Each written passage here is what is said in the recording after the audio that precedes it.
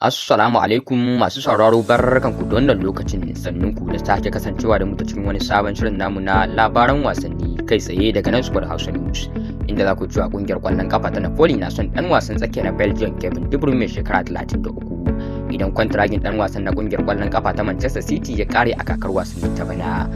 A yayin da dan wasan na kasar ta Belgium yake son ci gaba da zama a Turai kuma da alama kungiyar kwallon kafa ta Aston Villa na cikin kungiyoyin da ke sha'awar matashin dan wasan na kungiyar kwallon kafa ta Manchester City. Kungiyar kwallon kafa ta Napoli dai na sa ido kan dan wasan tsakiya na Ingila mai takale da kungiyar kwallon kafa ta Manchester City Jack Grealish mai shekara 29.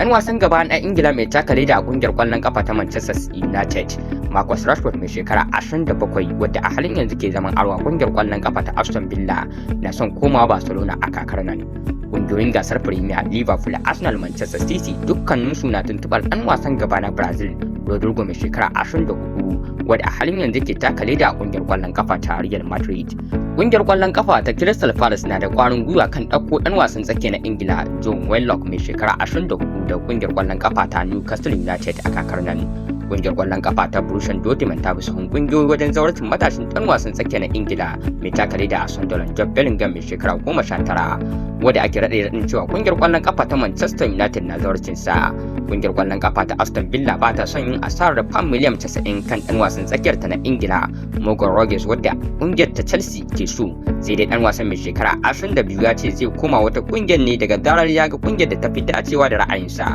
Kungiyar kwallon kafa ta Al Hilal ta nuna sha'awarta kan dan wasan Uruguay mai takale da kungiyar kwallon kafa ta Liverpool Darwin Núñez mai shekara 25 da kuma dan wasan kasar ta Colombia Luis Diaz mai shekara 25. Duka daga nan za mu kawo karshen labaran namu yau, sai ku kasance da mu a gobe idan Allah ya so. Ni dai sunana Ibrahim Abdullahi Abdulsalam nake cewa mu huta lafiya.